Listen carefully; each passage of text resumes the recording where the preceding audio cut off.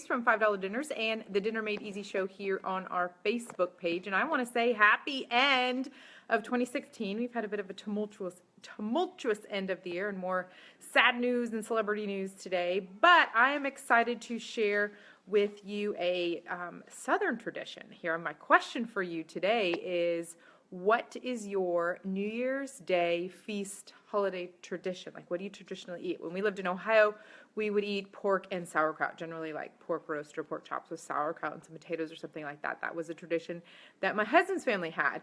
And here in the South, we do black-eyed peas. And so that's what I'm going to share with you today. A really great, fantastic, super low-cal, super healthy. We're working with kale today.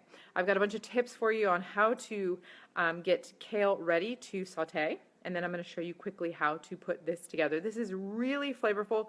We're using, diced tomatoes with green chilies. You could do diced tomatoes with jalapenos just to give it a little extra zest and flavor. So what we're going to do is cut the kale first. I've got 2 tricks for you I want to show you. And then we're going to move over to the skillet and the stovetop. So tell me now, what do you normally eat for your tradition?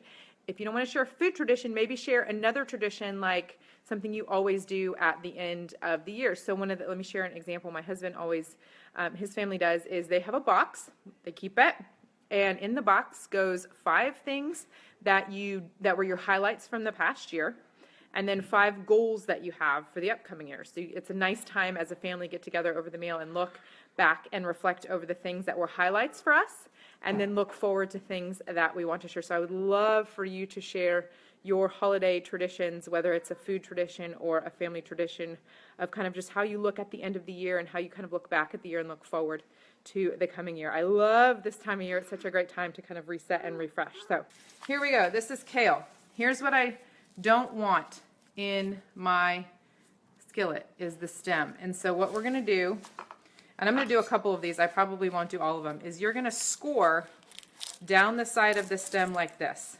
trying to keep it together as best you can. You kind of pick a spot here at the top of the stem, right about here. You kind of pick a spot and just try to keep, it's not going to be perfect. There's going to be some pieces, the smaller leaves on the bottom will break off. You want to try and keep that piece together. You can kind of see how this piece stayed together, and you'll see why that's important in a minute. Okay, if the little stray pieces, those are fine. We'll run our knife through those in a minute. So we're going to do a couple of those. Stem, compost it, or ditch it. Same story, start at the top, score down, find where you started your score on that side and do the same thing, and then just kind of wiggle that out. Super easy. Okay, let me do 1 or 2 more. Any questions about that? Other food traditions or holiday traditions? Here's a smaller one. I'll do the same thing. This one's just a smaller leaf, but the same story applies. Use carefully. I don't have my, there we go. All right, let's see. Holiday traditions. I remember eating black-eyed peas with my grandparents way back in the day. They're deep southern folks. All right, here we go. Here's what we're gonna do. I did 4, mostly large leaves. Okay, here's what you're gonna try and do. You're gonna try and layer the 2 pieces that you just scored together. And it's not going to be perfect. This will just help you cut through this a lot faster. What you're going to do is, as best you can, it depends on your kale leaves. These, I might even do this as 2 and 2. As best you can, you're going to roll these together like a cigar. So you might take the bigger one and kind of twist it together and then roll, roll, roll. And this will just help you cut smaller. This is a very, and then what we're going to do is just slice down very carefully, close to my fingers there. Slice down after you roll it in a cigar. It'll just help you slice it down better. And then maybe run it once or twice the other direction. And that's mostly cut up. That's ready to, this right here is ready to go into a skillet. So see what happened there? So roll it like a cigar. I like to do the same thing with fresh herbs, and basil leaves are perfect for that. You can take a basil leaf and then wrap little oregano leaves and little thyme leaves if you're working with those together. So I'm going to nest these 2 together.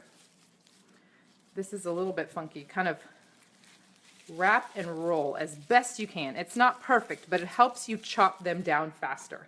So we're going to just run the knife down this way And then run it once long ways as well, just to get those pieces smaller. All right, while you sit and look at this lovely kale, I did 4 leaves there. I could probably do a little more because when we go to saute this, it's going to really shrink down. Let me get some of these smaller stray leaves.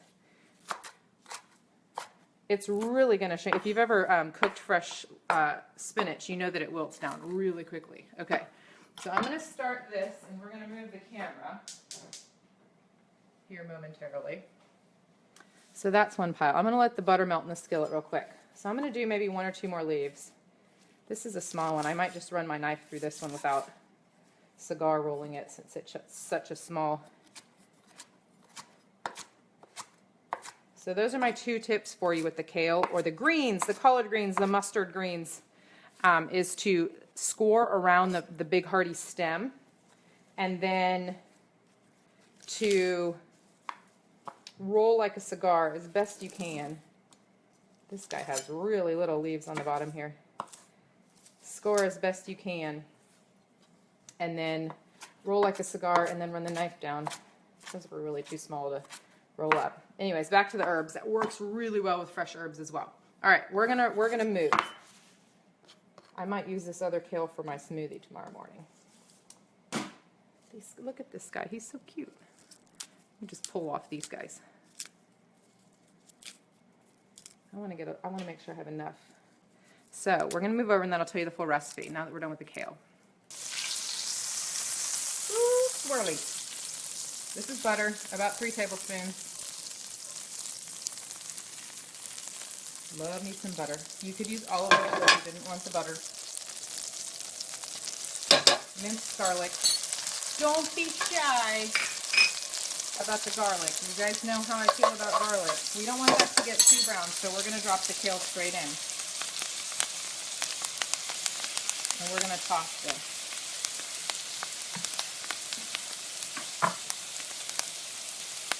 Drink more water and less soda. That is amazing. Look at that, greens up and shrinks pretty quickly. We're going to season with salt and pepper at the end. You could absolutely season that now if you wanted to. I'm going to turn the heat down to medium. I don't want those garlics to get too brown.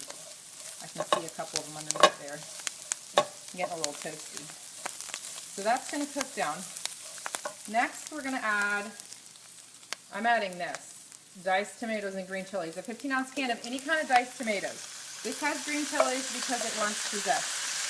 I want the zest. I want the extra pop of flavor. There's like diced chilies with jalapenos, diced chilies with green peppers.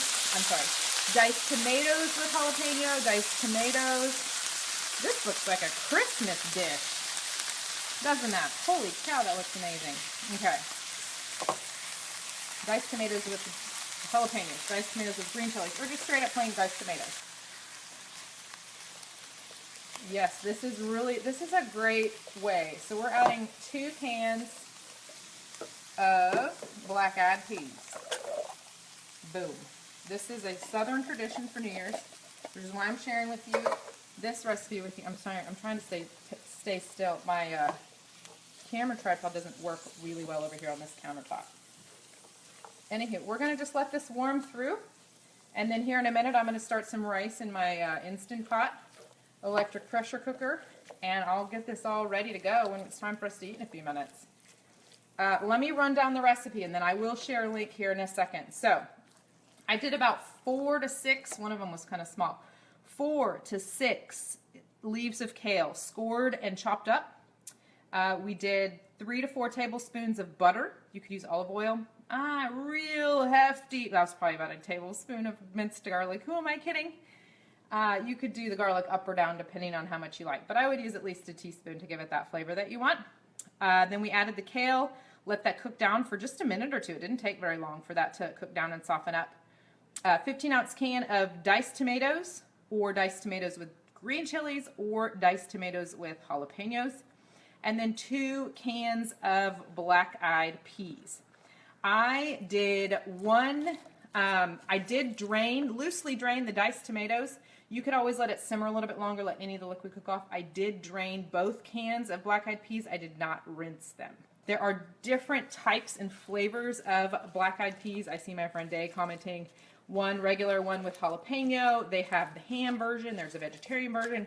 So just see what your store has got. This is a super delicious and hearty, fantastic, some just jumped out of the skillet. A delicious, fantastic meal idea for you for New Year's if black-eyed peas is your tradition and you're wanting to get more healthy and greens into your diet. This is a fantastical option. You can serve it like this over rice. I think would probably be the best option. I'm gonna drop the recipe link onto this video in a minute, and I will see you on Sunday. I have a very special announcement on Sunday, and I will see you then and share with you some of the fun things that we have happening in January and in 2017.